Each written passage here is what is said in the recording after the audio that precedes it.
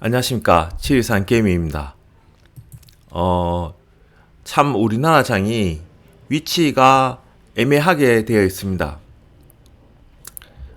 그 말 뜻은 지금 나스닥이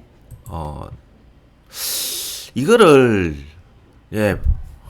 하락했다, 뭐 폭락했다 이렇게 받아들이기에는 사실 좀 그렇습니다.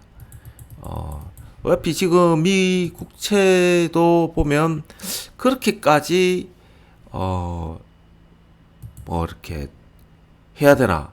달러 인덱스도 이 안에서 움직이고 WTI도 이 안에서 움직입니다. 단 이제 문제가 뭐냐면 테이퍼링이 11월에 시작이 되고, 그리고 소비자 물가 지수가 이제 어떻게 되느냐, 이제 그 문제에 대해서 충돌이 일어나는데, 그거는 당장 지금 일어나는 문제는 아니지 않습니까? 그죠? 9월 21일 날, 2일 날 연준 회의에 나오는 것이, 그때 이야기했던 것이 10월 달에 이제 공개가 되지 않습니까? 그죠? 그러면 그때에 나오는 것도 중요하겠지만, 사실 실질적으로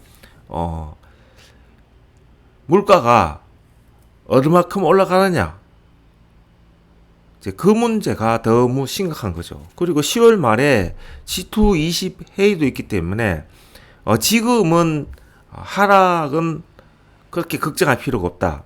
근데 분명히 조정은 오기는 올 것이다. 근데 그 조정이 언제 올지는 모른다는 그런 이야기인 거죠. 그래서 지금 당장 뭐 폭락할 거다 이렇게 이야기하는 거는 조금 이른 감이 있다는 거죠. 그래서 저는 저 나름대로 시나리오를 한번 써보려고 합니다. 그래서 지금 이런 상황에 당장 뭐 내일 들어 뭐 단타 치는 분들은 별 상관없습니다. 그런데 만일에 이 파생을 오래 하신 분들은 파생만 하지 않거든요. 주식도 해요.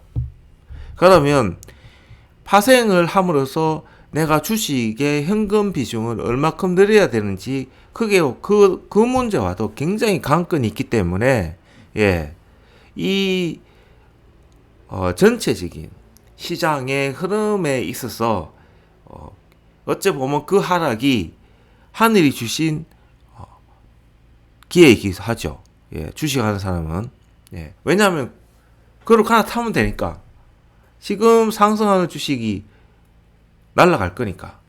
그렇게 관점으로 생각하면 될 것 같고, 저는 특히 이 WTI를 진짜 자세히 봅니다. 이 원유 가격. 아직까지 원유는 미국 달러를 패권을 유지하는 데 있어서 굉장히 중요한 유용한 수단이기 때문에, 이 원유가 요렇게 안에서만 머문다면 폭락은 없다. 뭐 달러 뭐 우리나라 원화 달러 이렇게 하는데, 이것이 이 안에서 65에서 75 안에서 움직이면 폭락은 없다. 이때 399.25 찍을 때 선물로 이때도 65 깨니까 굉장히 무서워졌던 거예요. 그래서 이렇게 나스닥은 떨어지는데 원유는 이 안에서 움직인다면 우리나라 장은 그렇게 염려할 필요는 없다. 그렇게 보는 거고요. 그리고 또 하나 이제 제가 이렇게 보는 거는 SK 이노베이션입니다. 이 SK 이노베이션이 폭락만 안 하면 돼요. 이 원유 그거 우리나라 대장주 아닙니까? 그죠? 일종의. 그래서 여기 보시면 폭락이 없어요. 일봉상 이렇게 보시면 요때 아닙니까? 그죠? 요때 23만 원이거든요. 어제 같이 아래 조정이 와서 이 24만 원, 이걸 안 깨고 있기 때문에 나는 제가 분명히 말했습니다. 이거 돌아서는 순간이 우리나라 저점이 확인되는 거라고. 그런 연휴 때도 이야기했기 때문에 한번 참고를 해보시고요. 그래서 저는 어떤 개념으로 들었냐면, 이날 9월 2일 날 저가가 416.60이에요. 왜냐하면 21선을 음봉으로 딱 감싸 안아가지고 종가가 21선 밑에서 끝났거든요. 그런데 이날 21선 딱 걸친 이날 이거 보면 종가가 414.50인데 이날 9월 2일 날 저가가 414.85예요. 그러니까 414 요거 비슷하게 끝났는 거예요. 요 안에. 결국은 8월 13일 날. 그런데 만기일 날 보면 종가가 406.60입니다. 그런데 이날 9월 2일 날 20선 딱 낄 때 종가가 416.60이에요. 그러니까 정확하게 10포인트를 종가에 10포인트를 누른 겁니다. 그러니까 외국인이고 기관이고 이렇게 어떤 특정인 날 기준선에 이거 21선이잖아요. 이렇게 맞춰내는 경우에는 다 의도가 되어 있는 겁니다, 이게. 그리고 이날 10월물 그러니까 10월물 옵션 나올 때 375와 427이 동일가 1.00이 나왔는데요. 중간값이 401.25예요.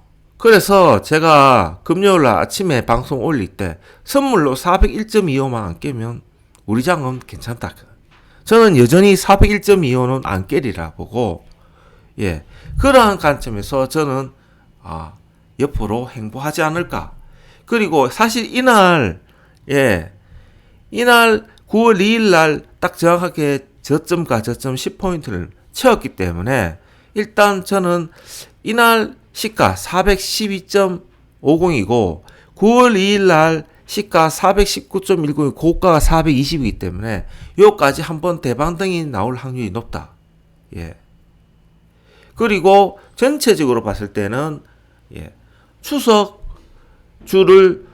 추석이 이제 곧 금요일부터 이제 시작이 되지 않습니까? 그죠? 그래서 이번 주와 다음 주까지는 좌우로 흔드는 장세가 시작되지만 추석 끝나는 주, 그 주가 끝나면서 우리나라 쪽은 안정기에 들어서 다시 상방으로 갈 확률이 높다. 저는 그렇게 봅니다. 그런데 문제가 뭐냐면 상방으로 가도 불안한 거죠. 그래서 한 번은 크게 조정이 올 확률이 높다. 저도 그렇게 보고 있습니다. 그런데 지금은 아니다. 지금은 아니다고 보는 겁니다. 저는. 저도 하락장을 지금은 좀 준비를 해야 된다는 거 보는 거고, 지금 375까지 이번 옵션 기준을 375로 딱 했기 때문에 만일에 조정이 온다면 요게 375까지 여기까지는 저도 열어놓을 생각입니다. 그러면 한번 생각을 해보십시오. 제가 이날 만기일날 나 상방으로 얘기했어요. 만약 상방으로 갔었으면 어떻습니까? 금요일날 정말로 다이나믹하게 풋 대박이 나오는 거예요. 근데 만기일날 내리 꽂았기 때문에 풋도 얼마 안 났고 답으로 죽었어요. 그런데 미장은 했는데도 우리나라 야간은 올랐어. 그래서 만일에 이 장이 하방으로 틀었다면 이게 이렇게 되질 않는 거죠. 야간장에. 그래서 내일장은 좀 눌릴 거예요. 아마 100% 월요일장은 눌리는데 눌려도 401.25 이거 보시면 427, 375 이 중간값 401.25고 변동 상황에서 양매도가 나왔지 않습니까? 그러면 402.5예요. 그러니까 어떻게 되냐면 지금 옵션 4주자 7.7로 봤을 때 407.5거든요. 중간값이. 그러면 407.5를 깨면 405, 그 다음에 402.5, 401.25입니다. 지금. 그러니까 401.25만 깨면 이 장은 되돌아요. 되돌릴 확률이 상당히 높아요. 되돌려서 420까지 갈 확률이 높다는 거죠. 그래서 중요한 거는 월요일장입니다. 월요일장. 월요일장이 우리나라 장이 어떻게 설령 하락이 하더라도 어떻게 장이 대응이 되는가. 지금 신규 상장된 뭐 카카오뱅크나 크래프톤에서 대량적으로 공매도가 나왔기 때문에 이 장이 나왔는데도 뭐 그렇게까지 외국인들은 그거 빼고 나면 이게 마이너스 됐지만 실질적으로 다른 종목들을 지금 매집하고 있다는 거거든요. 지금 그러니까 갇혀 있다고 보는 게 맞아요. 저는 400에서 그냥 쉽게 400에서 요게 420 사이에 일단은 갇혀 있다고 보는 거고, 그리고 추석 그 주가 다음 주가 지나고 월말로 지나면서 분명히 반등성이 나올 거다.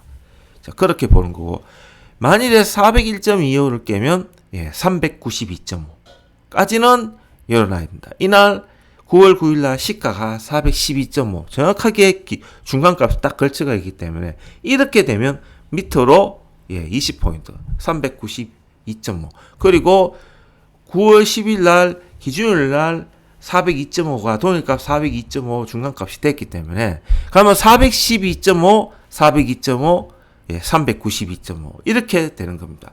그러면 392.5가 딱 되는 순간 그때가 저점이구나. 그럼 그때는 확실하게 콜 들어가야 된다는 거죠.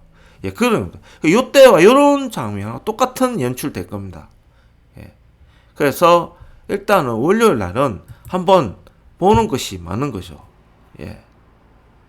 장이 어떻게 될지. 지금 바이든하고 시진핑하고 굉장히 전화한 경우 장을 좋게 만들고 있거든요. 좋게 만들고 있어요. 그 이슈가 애플 때문에 지금 이게 떨어진 거 아닙니까? 그래서 저는 그렇게까지 어둡게 보고 있지는 않습니다. 지금 어둡게 보고 있는지 아는데 만일에 올라간다면 그때부터는 조심해야 된다. 그래서 지금 당장 떨기에는 시기적으로 안 맞다. 떨어진다 해도 392.5 만일에 401.25만 지지가 된다면 갇혀있는 장이 될 확률이 높다. 일단 그렇게 결론을 내리고 한번 월요일 장을 한 번 더 지켜보는 걸로 그렇게 결론을 내도록 하겠습니다. 너무 성급하게 판단할 필요는 없다. 그렇게 이야기를 하고 남은 주말 잘 보내시기 바랍니다. 지리산 개미였습니다.